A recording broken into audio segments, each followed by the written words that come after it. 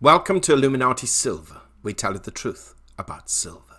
Today is Saturday, the 20th of June, 2020, and we're publishing our gold and silver weekly update for the week ending the 19th of June. Now, gold rose $12 last week from $1,731 to $1,743, having hit a high of $1,745 and a low of $1,705. In sterling terms, gold finished the week at £1,412. That's up £32. And in euros, it closed at €1,559. That's up €22. Now, silver also rose. In dollar terms, it rose 9 cents, from $17.52 to $17.61, having hit a high of $17.82 and a low of $16.98. In sterling terms, it closed at £14.26. That's up 30 pence. And in euros, it closed at €15.75. That's up 0.19 euros. The gold to silver ratio rose ever so slightly this week, from 98.8 to 1 to 99 to 1. Unless I'm very much mistaken, it has remained just marginally below the 100 to 1 for most of the week, if not the whole week. The Dow Jones closed on Friday at 25,871. That's down 208 points on the day, but up 266 points on the week. It has been a turbulent week, quite frankly, for equity markets. The S&P 500 closed at 3,097, down 17 points on the day, but up 56 points on the week, and the Nasdaq closed at 9,946, up 3 points on the day, and up 358 points on the week. Now, Brent crude closed at $42.19. That's up $3.46, reversing last week's fall. And WTI crude closed at $39.75. That's up $3.49 on the week.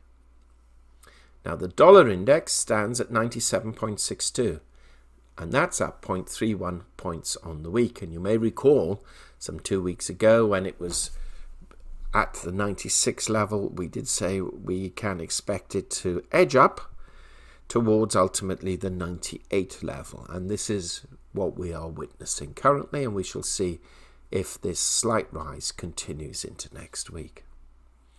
Now, we concluded last week's update with the following words, quote, "So in conclusion, we expect silver still to oscillate in the 1650 to 1850 range, with the most likely range to be between $17 and $18. Gold, we expect on the outside for it to oscillate between 1600 to 1750, with 1650 to 1750 being the most likely measure.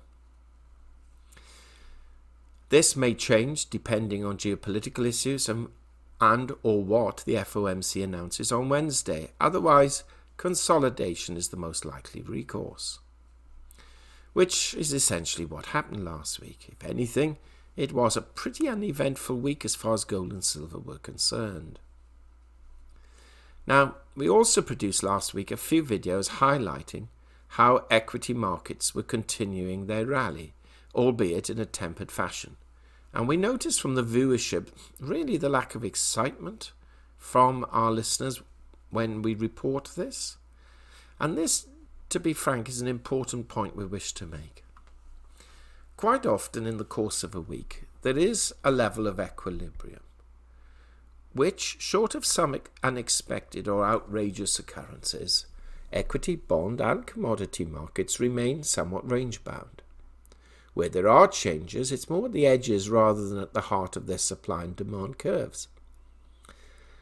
Now, many are surprised that despite predicting $2,000 gold and $50 silver some weeks ago, we may remember the plethora of videos coming out by people predicting this any day now, which, as we said, would fail to materialize, which it has.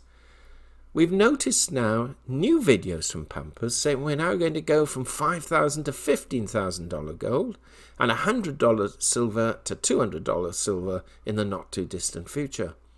But as always, implying it could be tomorrow. talk about doubling down on original ridiculous predictions. Now, we continue to fly in the face of such nonsense. But to be frank, we lose subscribers when we do that, or certainly listeners, if not subscribers, because it's not what they want to hear. It's a shame, but it's reality. People would rather listen to Schiff and occasionally to Mahoney, who paint this illustrious picture of either imminent dollar collapse, in the case of Schiff, and gold and silver rockets to the moon, in case of Mahoney, though he is more tempered and has been of late. When over the past 9 years, they've continued to get it wrong. And some people would rather hear this than receive sober and somber assessments from those who are not only more accurate, but considerably more accurate. But alas, YouTube is geared towards the sensational and show business rather than educative and intelligent analysis. And this, unfortunately, is the struggle and fight we have to bear and undertake. At least we know there is a core element who do follow us and support us, who want to hear that assessment, and to those we are truly most appreciative. Now, much of the US economic data published last week was pretty positive, to be frank, and you can find our analysis of that data in the videos we produced during the week. They are entitled, US economy shows some signs of recovery, but is it only temporary? And equity is still rising while gold and silver consolidates.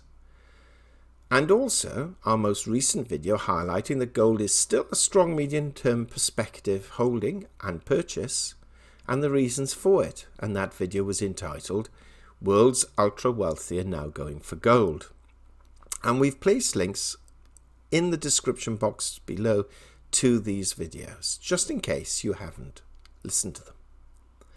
Now, we do not propose to go over the economic figures again, because they have, quite frankly, been laid out extensively in the videos we've already published.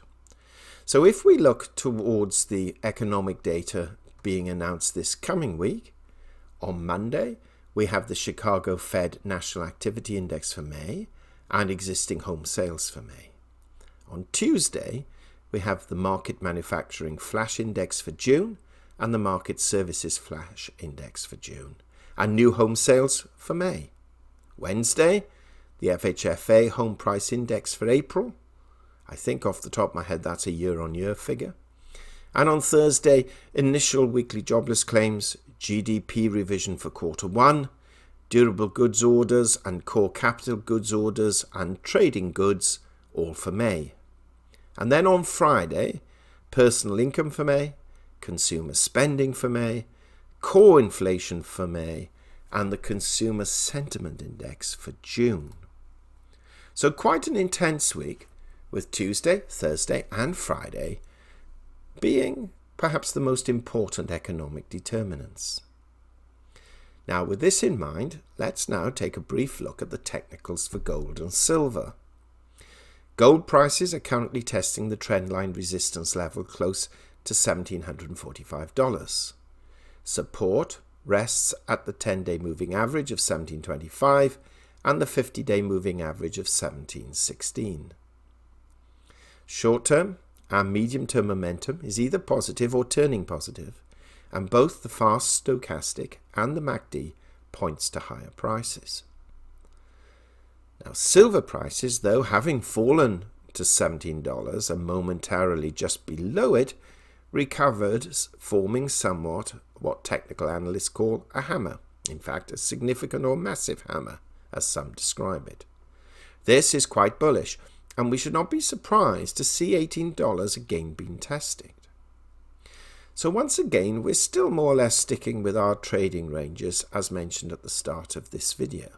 Silver, $17 to $18, and gold somewhere between $1,700 and $1,800, though quite potentially, if there is positive momentum, then gold could go from $1,750 to above $1,800.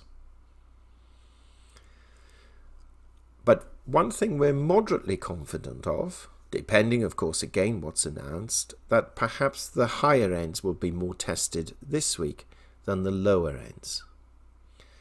Now, a key component is whether there is the potential for a second outbreak of the COVID-19 pandemic, as there appears to be reports suggesting that the infection rate is rising, certainly in a number of states. And the Apple company has once again begun closing some of its stores.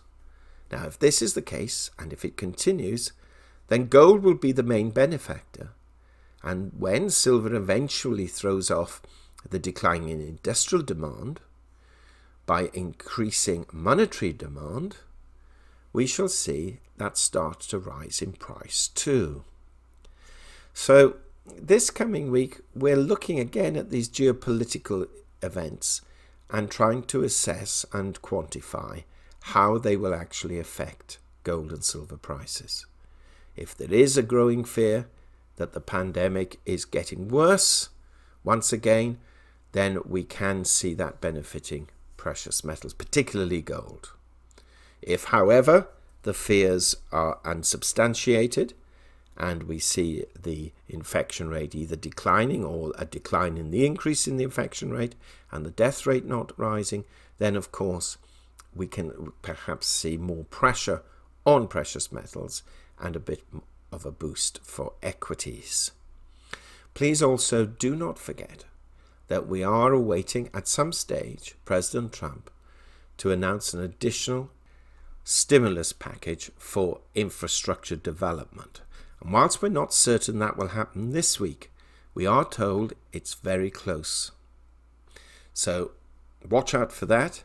But meanwhile, please share your thoughts. And thank you for listening. If you haven't already done so, please subscribe to our channel and press the bell sign so that you're notified of our videos as and when they're published.